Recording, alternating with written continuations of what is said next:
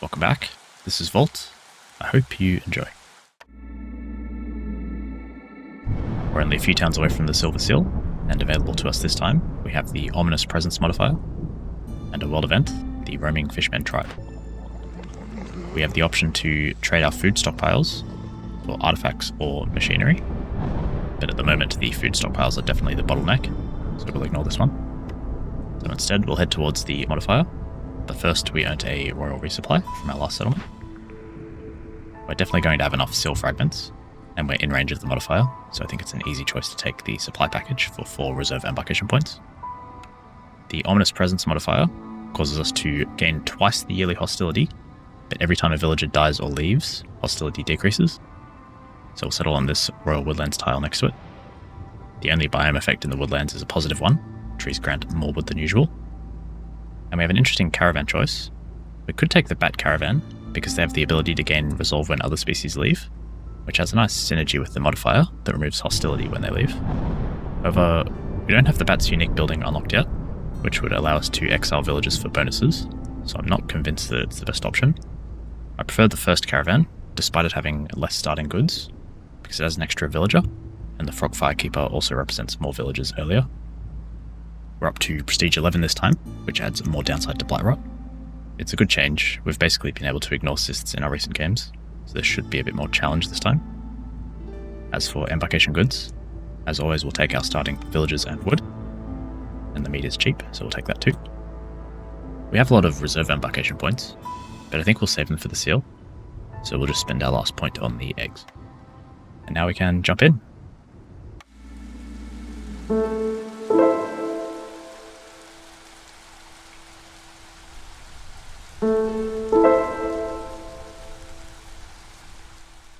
Our Drizzle Forest mystery is natural filtration.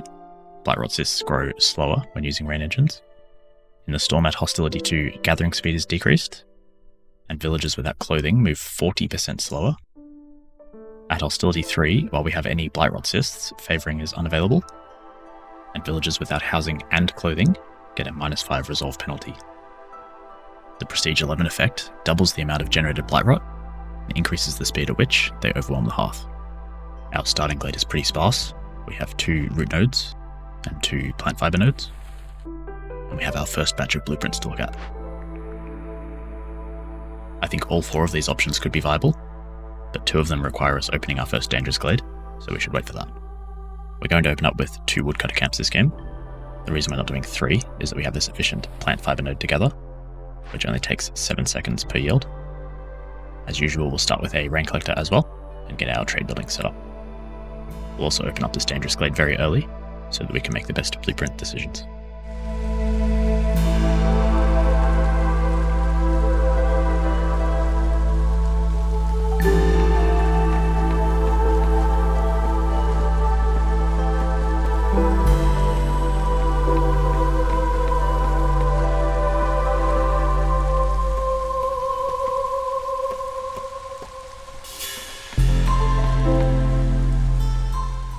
Time for a cornerstone. I don't like Woodcutter's song. Resolve is not that important right now. I'd rather something that boosts our economy. This would be a good game for blood price contract, alongside the world map modifier, but we really need our villagers early game. It's not worth sacrificing them just for the 10 amber. So we'll go crowded caravan here. Alongside our Frog Firekeeper, this represents a lot of early villagers, which is exactly what you want at the start of the game.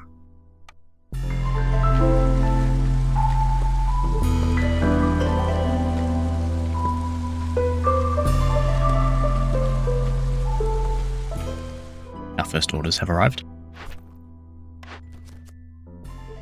These are some tough options for year 1. We could use the Weaver blueprint alongside the plant fibre node to produce a bunch of fabric into packs of building materials.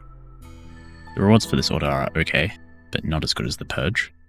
I think this one is definitely better if we can complete it in year 1. Villagers, parts, and raw food are excellent rewards. I suppose this will be a good way to test out the new prestige difficulty. Well, there's a little bit of synergy with our last order, and pie is also a good food for our species. The rewards for booming economy are probably slightly better, but dealing 20 amber is quite a lot after Prestige 10. I think we'll go with cyst cultivation and just go all in on Blightrot in year 1. Yet another Rainpunk focused order. The rewards for this one are pretty good, but we would have to find a way to make pipes. People's Resolve is okay, but quite challenging to complete, and the rewards aren't as good as Hydraulics, so let's go with that. So with these 3 orders, this year we're all in on setting up some rain engines and burning some Blightrot.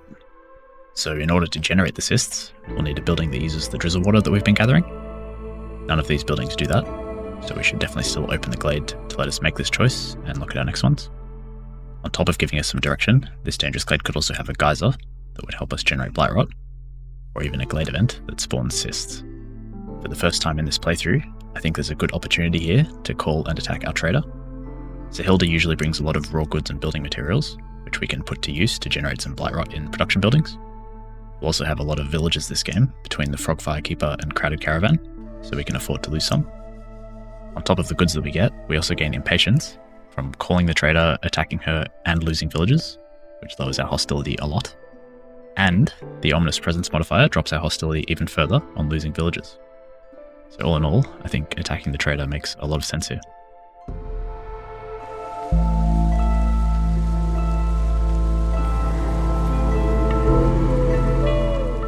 So here is our dangerous glade. There's a scales pond, some fertile soil, and 4 large clay nodes. Then we have this ruined manufactory, which we can salvage for some barrels and provisions, or rebuild for the 2-star fabric, barrels and dye recipes. There's an abandoned cache, which we can break open for copper bars, tablets and coats, or send to the Citadel. And lastly, we have a blood flower. If we don't resolve it in 10 minutes, we'll get -3 to global resolve, and the blood flower will clone itself. While working on it, we lose 20 food per minute, and when we resolve it, we get amber, seam arrow, and training gear. We can form a rough plan here. By opening the cache, we get the copper bars we need to make pipes and complete our order, but we'll need a way to open the cache. So to do that, we can try to solve this blood flower and get the training gear out. But before we commit to anything, our trader has arrived. She has a lot of raw food, which will help prevent us running out while we solve the blood flower. The pipes, flour, and tools would also be a good haul. The perks and blueprints aren't anything special, but they're not useless either. So I think we can go ahead with our plan. Alright, we only got 2 stacks of food, but that still should be enough to get us through the blood flower, and the pipes and flour will be great. We also got the plus 10% movement speed perk, but it cost us 2 villages, 2 impatience points, reduced trader arrival speed, and the wealthier traders will avoid our settlement. So now that we have all the information, we can make our blueprint decisions. I think the plantation will be the best option here, so that we can use our fertile soil. Once again, none of these blueprints use drizzle water, which is a pain. I think the best choice will be one of the plank blueprints, and I think the 3-star recipe is much better than the 2-star recipe with the lumber mill, and the pack of trade goods recipe is not bad either. Okay, we got 2 drizzle water buildings. The granary gives us pickled goods, which neither of our villagers like, and is usually pretty difficult to make. It also gives us 2-star fabric, which we already have in the manufactory ruin, and 2-star packs of crops is no good with our plantation blueprint. So the smokehouse might be a little bit better. Our villagers don't like jerky, but they will still eat it, and it's an easier recipe to make than pickled goods. The pottery could be useful in the long term, especially with our clay nodes, and incense is a service need for both of our current species, so we'll go with the smokehouse. Our first priority now is to get this smokehouse up and running, to start using our drizzle water and generating Blightrot, so we need to make some planks and fabric for that. We'll also need a blight post so that we can actually burn the cysts, which needs even more building materials. We've already been gathering some plant fiber, and luckily we stole some clay from Sahilda, so we do have the means to start making the building materials in the crude workstation. We also want to start work on this blood flower right away to get the training gear out so that we can open the cache. And if we have the time, ideally we'll set up a new warehouse and hearth while we're working on the blood flower, which will come in handy later on once we set up this plantation.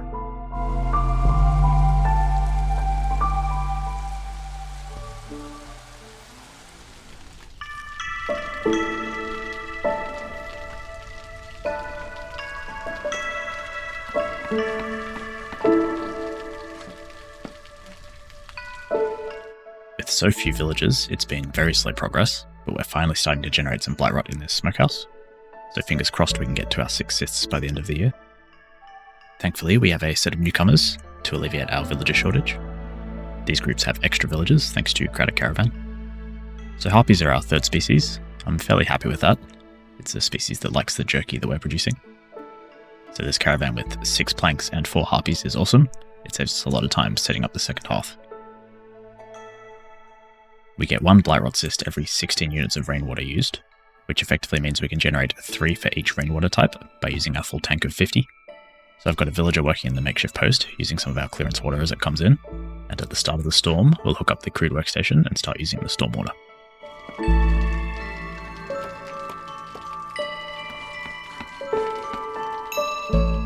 As a byproduct of using all our clearance water, we've made a large amount of packs of provisions, which means we can send off this profitable parts trade route for 25 amber. It might seem like that would leave us without enough parts, but we do have 10 coming in from our orders shortly, and we still have 3 left over to make this blight post.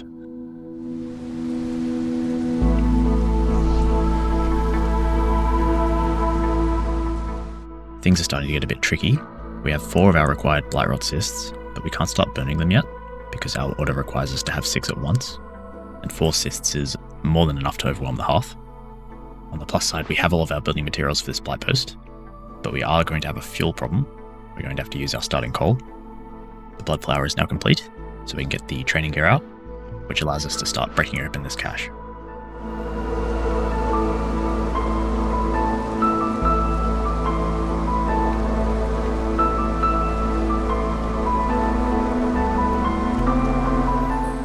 We've now generated our 6 Blightrot cysts, earning us 2 important perks, the +1 to purging fire production, and the extra hearth resistance. So now we can work towards burning the cysts. Let's check out the blueprint that we earned. This is a tricky one. I don't really like the smithy, but I think the other 3 all have a pretty good use case.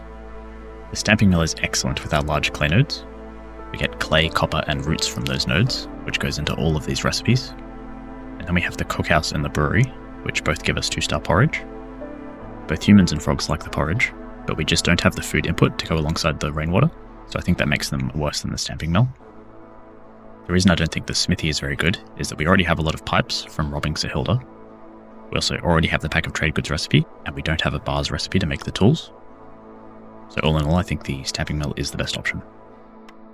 The time constraint on dealing with all of our blightrot before the hearth is overwhelmed is getting a bit tight, but we have one more trick up our sleeve. We can upgrade our hearth to get the increased resistance to corruption.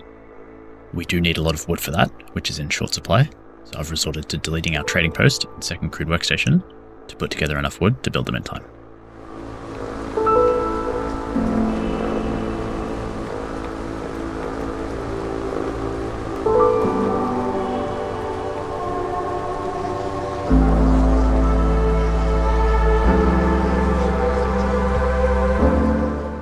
That required a lot of precision, but the cysts are now burnt, so that is order complete, earning us some extra villagers and parts.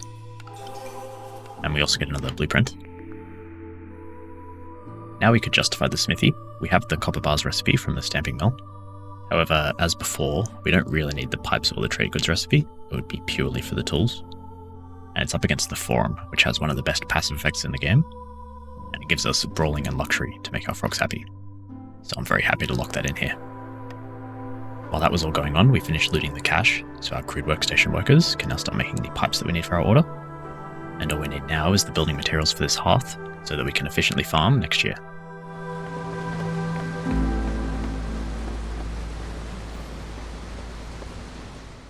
With the trading post rebuilt, we can sell off the sea marrow we got from our bloodflower event for a nice stack of amber.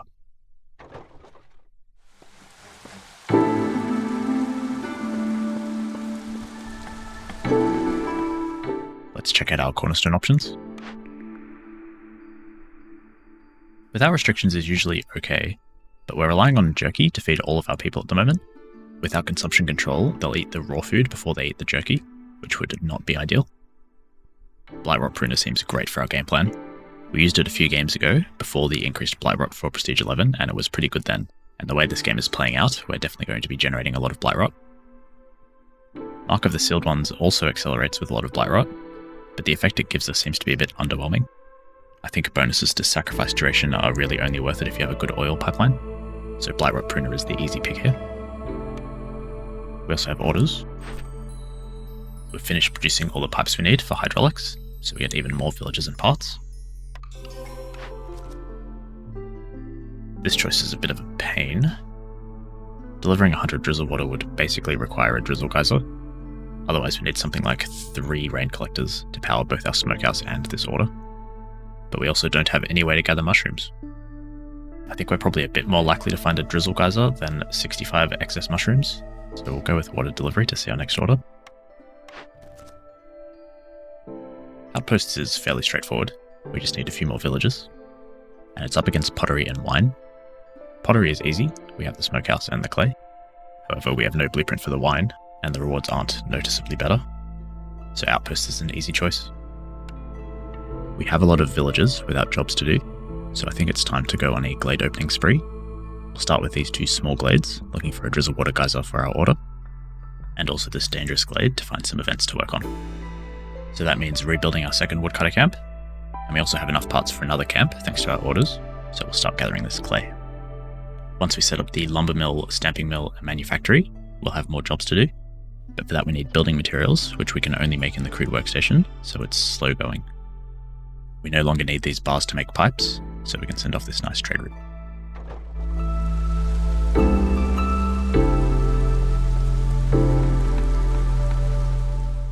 We have another group of newcomers.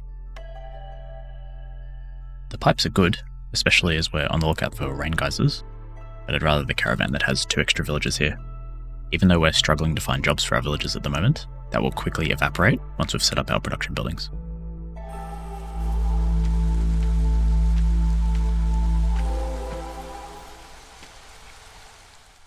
No drizzle geyser in this first glade, but there is this abandoned cache, which has 15 fabric in it, saving us a lot of production time. And we still have some leftover training gear to open it. It's a good job for our excess villagers to do while we're waiting for more jobs.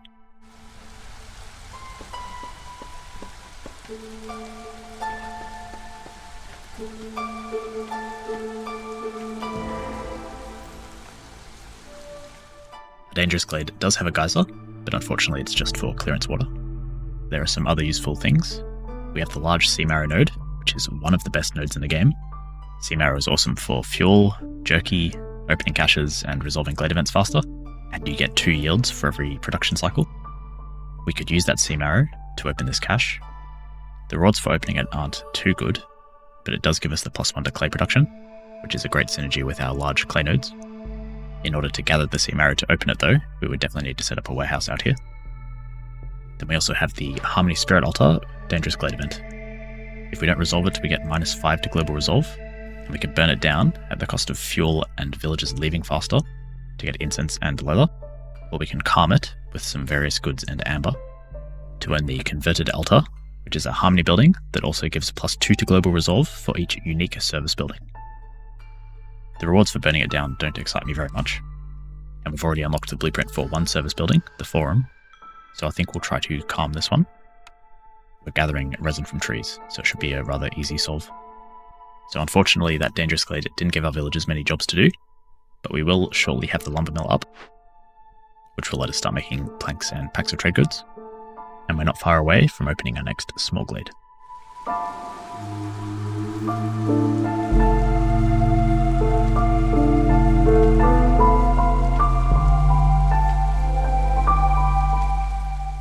Unfortunately, our small glade has another clearance geyser, so we're still out of luck on the drizzle water front. I do think it's still worth chopping into some more glades to find this drizzle water geyser. We have 3 more small glades that are close by our hearths. Hostility is the main limiting factor for opening more glades. However, we can always rely on losing a few villagers during the storm to drop our hostility thanks to Ominous Presence. With the lumber mill complete, we can much more quickly produce the planks that we need to build our next production buildings, the stamping mill and the manufactory.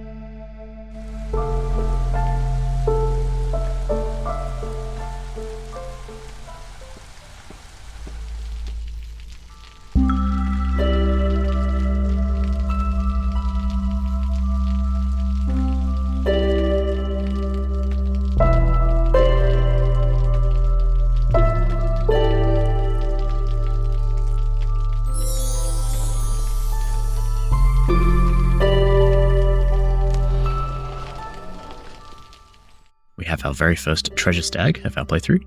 We have 4 minutes to break into this dangerous glade to catch it and claim a reward. Seeing as we still haven't found a drizzle water geyser, I don't see any reason not to go for this. We have the stamping mill up and running, which lets us start using our clay to make bricks. We need a lot of bricks to make our forum and frog houses, so I've connected a rain engine to this. Next on our production building list is this manufactory room. It lets us make fabric more efficiently, but also gives us a use for the berries that we're harvesting to make dye, which we can then further process in the lumber mill to make packs of trade goods.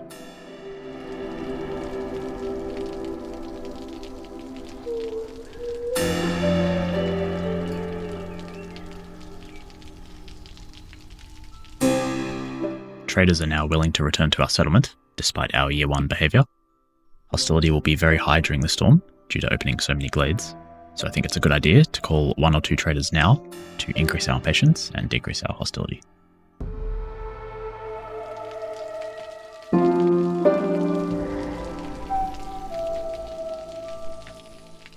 First things first, we have our Royal Treasure Stag.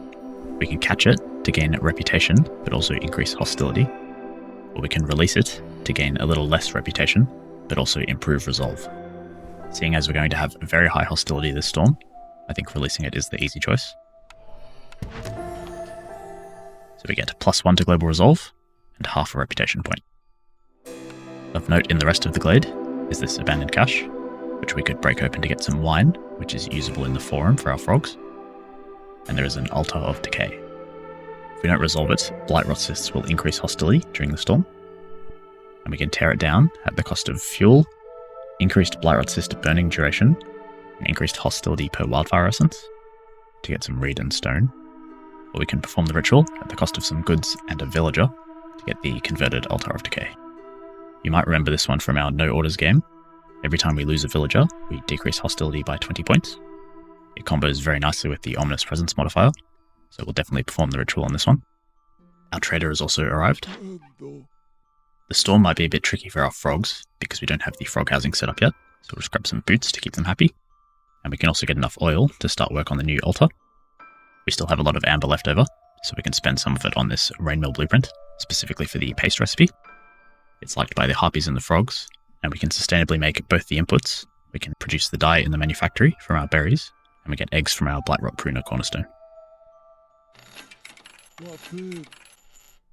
So we have some jobs to do in this upcoming storm.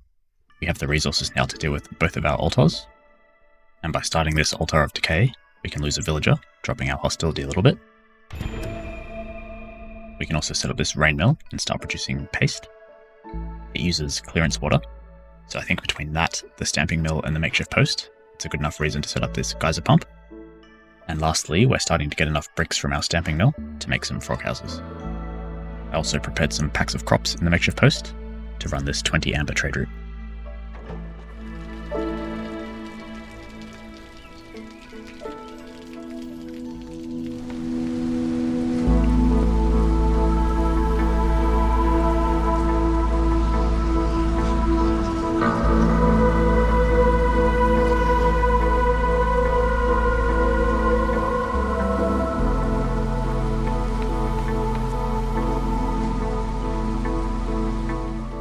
At Hostility 2, we're just squeezing through the storm, with everyone at low resolve. We do have some newcomers we can look at. We don't quite have room in the Hostility budget for 5 villagers, but we can just fit 4 in, and they come with bricks, which will let us build our forum a little faster. This geyser pump is a long way from the nearest hearth, so it's a perfect candidate for the upgrade, which gives us a Rainpunk automaton that doesn't need to rest. We now have all the villagers we need to upgrade both of our hearths to level 2 and complete our outposts order. We just need the housing and the decorations.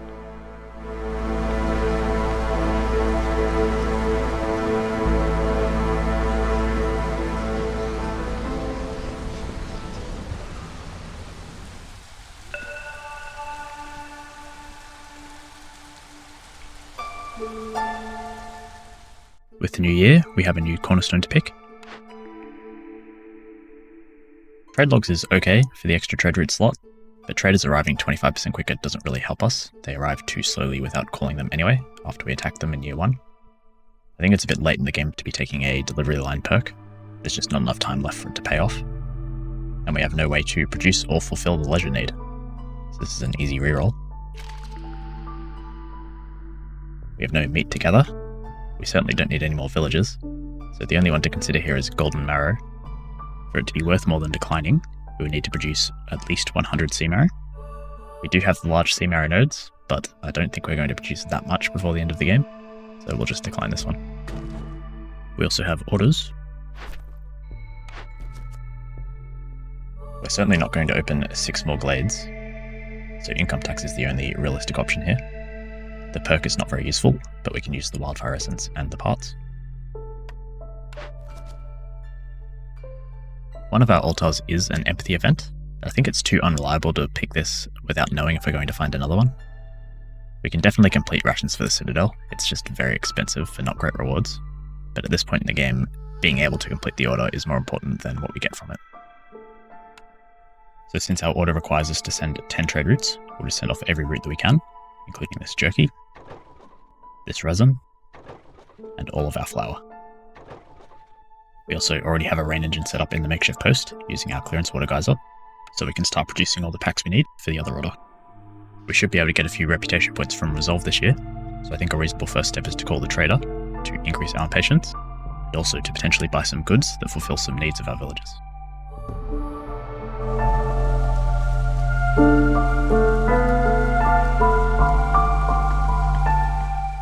Zorg is here. Hello. He brings porridge that we can use to boost our human and frog resolve. We'll also get a handful of vegetables that we can send off in a trade route, and with the rest of our amber we'll buy some meat so that we can keep making jerky.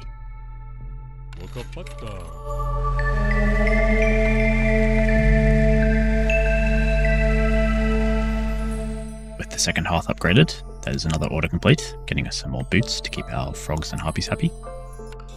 And we also got another blueprint. We definitely want to pick a service building here. Once we've finished working on one of our altars, we'll get +2 resolve for each service building. The market unlocks leisure and treatment, whereas the tavern only unlocks leisure, since we already have luxury in the forum. However, the tavern's passive effect of +3 to global resolve is very good for our resolve push, and I think that makes the difference here. The tavern requires a lot of planks, so I'm just going to buy a little bit of oil here from Zorg, so that we waste a bit less wood in our jerky recipe.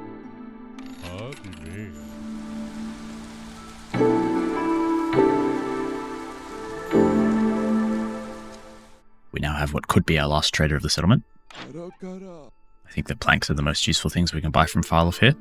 It saves us a lot of wood and a lot of time toward building the tavern.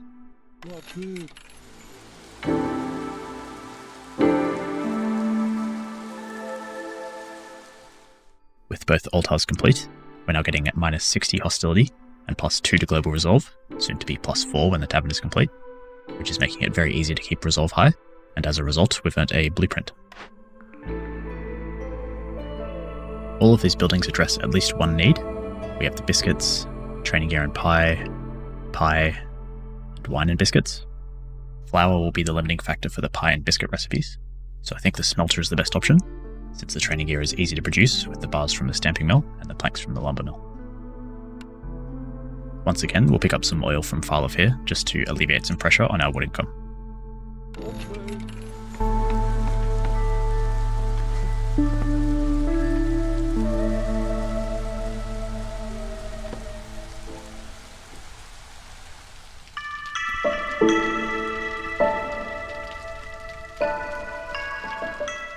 With the new season, we have some new trade routes we can run. We'll sell this dye, insects, and meat. And once those 3 are done, there are some more routes that we might be able to squeeze in. Now that the hostility situation is under control, I think we can go back to opening some glades to find a drizzle geyser for our order. We had 10 Blightrot cysts appear at the start of this season, so it was definitely a good choice to purchase some oil from Farloff before he left.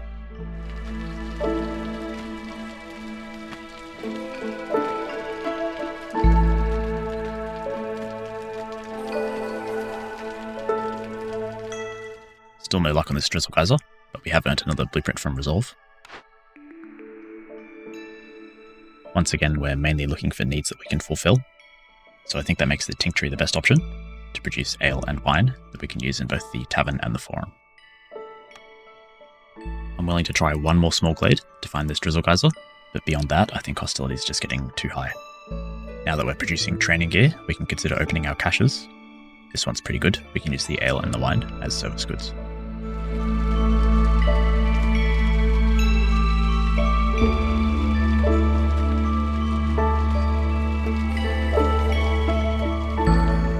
Well, this drizzle water order will have to wait until next year. Maybe we'll just set up a rain collector for it. But we have completed our rations for the Citadel order. This doesn't give us anything immediately that's useful, so we'll hold off on claiming it until the end of the storm to avoid lowering our impatience. We also have some newcomers.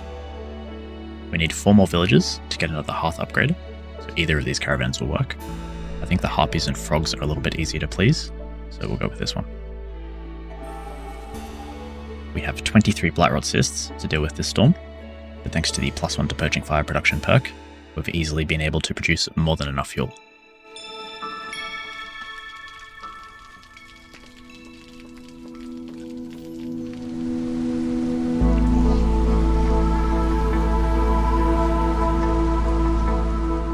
We have this quick pack of crops route to run, which will be our 10th trade route for the order. And just in case we call a trader at the start of next year, we can sell off a bit of our egg surplus for a lot of amber. We've also earned another blueprint. Coats would be a great need to hit. We just don't have any fabric or leather production.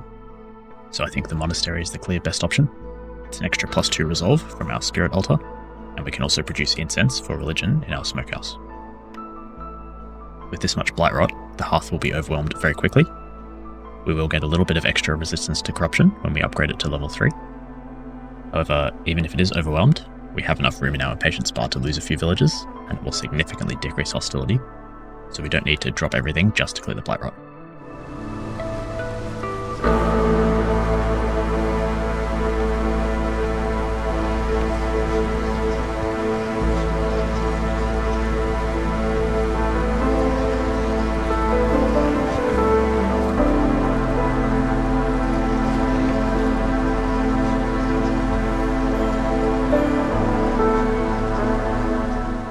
So we lost our 3 villagers, and hostility has dropped all the way down to level 1, which means we now have some freedom to claim some orders. But first, let's collect our trade routes,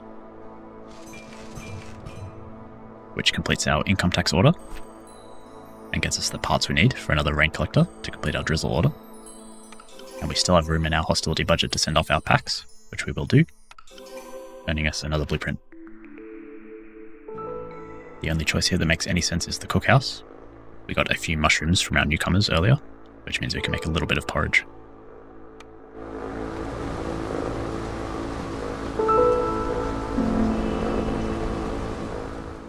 Now that the monastery is built, we can take advantage of its passive effect, reducing hostility by 100, which means that we can now maintain 0 hostility during the storm and keep everyone in the blue. So there shouldn't be any more threats that we need to overcome. As long as we can keep all of our villagers happy, we will win the game early next year.